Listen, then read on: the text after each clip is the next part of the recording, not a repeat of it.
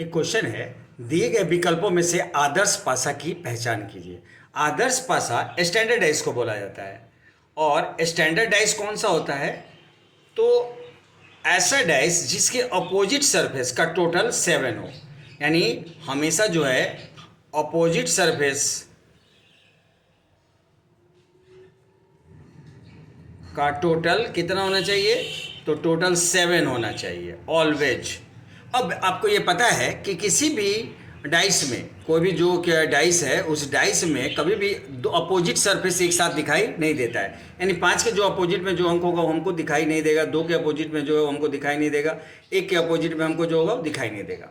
तो यहाँ 5 के साथ 2 दिखाई दे रहा है, यानी 5 और 2 7, यानी ये दोनों एक दूसरे के अपोजिट नहीं है।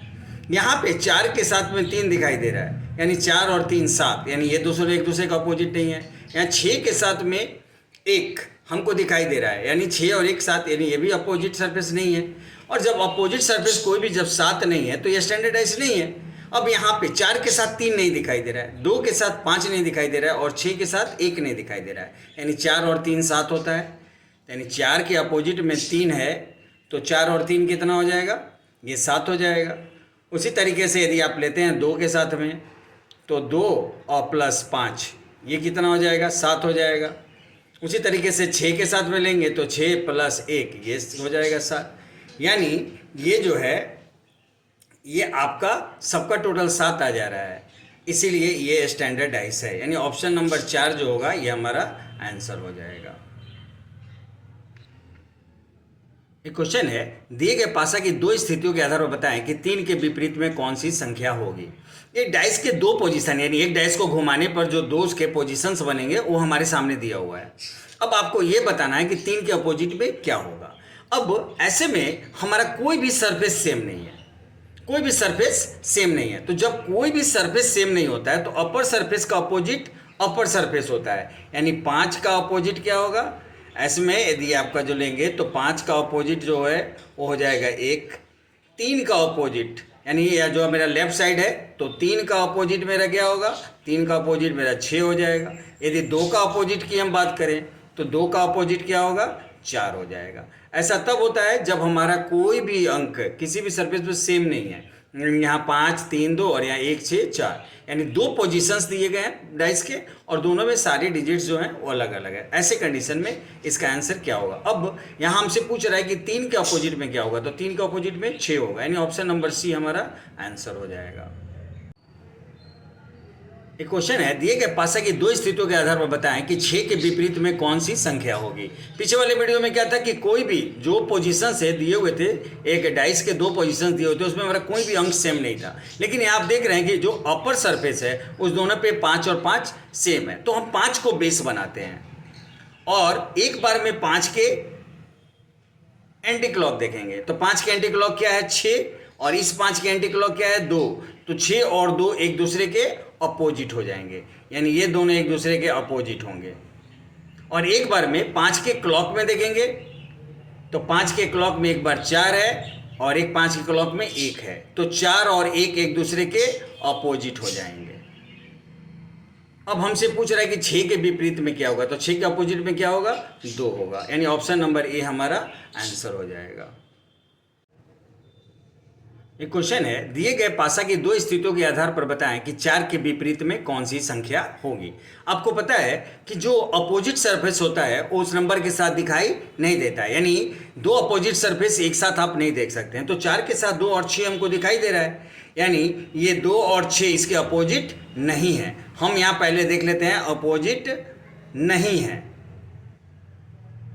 तो यानी 2 और 6 इसके अपोजिट नहीं है। अगेन 4 के साथ 3 और 1 दिखाई दे रहा है, तो 3 और 1 भी इसके अपोजिट नहीं है। अब एकमात्र ऐसा जो नंबर है जो नहीं दिखाई दे रहा है और वो क्या है? 5, यानी 4 के अपोजिट में क्या होगा? 5 होगा, यानी ऑप्शन नंबर सी हमारा आंसर होगा। एक क्वेश्चन है, दिए गए पासा की 4 स्थितियों के आधार पर बताएं कि 3 के विपरीत कौन सी संख्या होगी।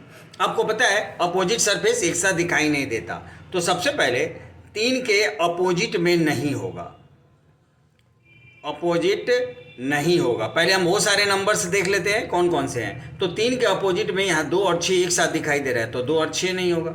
यहाँ पे 3 के साथ 1 और 6, तो 6 तो हम लिख चुके हैं, 1 भी नहीं होगा। और यहाँ 3 के साथ में 5 और 1, तो 1 तो हम लिख चुके हैं, यानी 5 भी नहीं होगा। तो जब ये चारों नंबर्स नहीं होंगे तो एक नंबर कौन सा बच गया, और वो बच गया है 1 2 3 4 1 3। अब बच गया मेरे पास 4 नंबर, यानी 3 के अपोजिट में क्या होगा, 4 होगा। यानी 2 1 6 5 अपोजिट में नहीं होगा, तो बच गया 4, तो 4 इसके अपोजिट में होगा, यानी ऑप्शन नंबर ए इसका आंसर हो जाएगा। एक क्वेश्चन है, दिए गए घन की 4 स्थितियों के आधार पर बताएं कि स्टार के सम्मुख फलक पे कौन सी आकृति होगी, यानी स्टार के अपोजिट सरफेस पे आपको बताना है। अब ऐसे में 4 मेरे पास में पोजीशंस दिए हुए हैं एक ही डाइस के, तो चारों में देखिए कि सबसे पहले कौन सी आकृति है। यहाँ हम देख रहे हैं कि जो ये चतुर्भुज है ये चारों में है, तो सबसे पहले हम क्या निकालते हैं, जो अपोजिट में नहीं होगा। तो यहाँ पे डबल सर्किल इसके अपोजिट में नहीं होगा, और फिर ट्रायंगल भी इसके अपोजिट में नहीं होगा, क्योंकि ये सब इसके साथ दिखाई दे रहा है। फिर इसके साथ स्टार भी दिखाई दे रहा है, तो यानी स्टार भी इसके अपोजिट में नहीं होगा। फिर चतुर्भुज के साथ में क्रॉस भी दिखाई दे रहा है, तो क्रॉस भी इसके अपोजिट में नहीं होगा। अब इसके अपोजिट में क्या होगा, तो मेरे पास कोई भी ऐसा फिगर दे नहीं रखा है, तो कोई न्यू फिगर होगा। अब हम लेते हैं ऐसे फिगर को जो कम से कम 3 में हो, जैसे यहाँ पे ट्रायंगल एक इसमें भी है, इसमें भी और इसमें भी है, तो हम ट्रायंगल को लेते हैं। अब ट्रायंगल जो है इसके अपोजिट में क्या होगा, डबल सर्कल भी नहीं होगा और फिर स्क्वायर भी नहीं होगा। अब ट्रायंगल के साथ में एस्टेरिस्क भी नहीं होगा, क्योंकि जो सरफेस जो हमको दिखाई दे रहा है फिगर वो इसके अपोजिट में होगा नहीं। फिर यदि हम यहाँ पे ट्रायंगल के साथ में लें तो चतुर्भुज हो गया, 0 हो गया, स्टार हो गया, और चूंकि न्यू इसका अपोजिट है, यानी कि इसका स्क्वायर का अपोजिट है न्यू, तो ट्रायंगल का अपोजिट होगा नहीं, तो इसीलिए न्यू भी इसका अपोजिट नहीं होगा। तो अब एक फिगर बच जाता है क्या, क्रॉस। तो क्रॉस जो होगा वो ट्रायंगल के अपोजिट होगा। ये जो है मेरा, ये सब अपोजिट है। अब मेरे पास क्वेश्चन में हमसे पूछ रहा था कि इसके अपोजिट में क्या होगा, स्टार के अपोजिट में। अब स्टार के अपोजिट में पहले ये दोनों तो होगा ही नहीं, न्यू फिगर भी नहीं होगा, क्रॉस भी नहीं होगा, और साथ के साथ स्टार के साथ में 2 चीज़ और दिखा रखा है, एक मेरे पास में स्क्वायर भी नहीं होगा और एक ट्रायंगल भी नहीं होगा।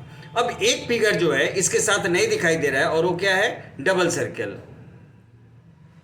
तो डबल सर्कल इसके साथ दिखाई दे नहीं दे रहा है, तो यानी स्टार के अपोजिट में क्या होगा, डबल सर्कल होगा, यानी ऑप्शन नंबर बी जो है ये हमारा आंसर होगा। एक क्वेश्चन है, एक पासे के 6 फलकों के नाम क्रमशः M O R S T और W रखा गया है, O के विपरीत अक्षर कौन सा होगा।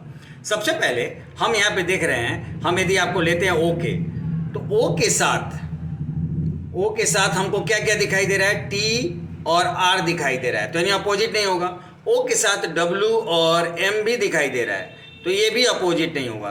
तो अब एक कौन सा लेटर बच गया O के साथ में, तो O के साथ में इसमें एक लेटर बच गया S, यानी S जो होगा वो O के अपोजिट होगा, यानी ऑप्शन नंबर सी इसका आंसर हो जाएगा। एक क्वेश्चन है, नीचे पासे में दिए गए चित्रों के आधार पर बताइए कि 3 के समूह कौन सा अंक होगा। सबसे पहले 4 को 2 पोजीशंस में, एक ही डाइस के 3 पोजीशन दिए हुए हैं, इसमें 2 पोजीशंस में हमको 4 दिखाई दे रहा है, तो 4 के अपोजिट में क्या दिख रहा है, 5 और 6 नहीं होगा। 4 के साथ में 2 और 1 दिखाई दे रहा है, तो यानी ये भी अपोजिट में नहीं होगा। तो जब 5 6 2 1 इसके अपोजिट में नहीं होगा, तो क्या अपोजिट होगा इसके, 3। और हमसे क्वेश्चन में पूछ रहा था 3 के अपोजिट में कौन सा होगा, तो 3 के अपोजिट में क्या होगा, 4, यानी ऑप्शन नंबर सी जो होगा वो हमारा आंसर हो जाएगा।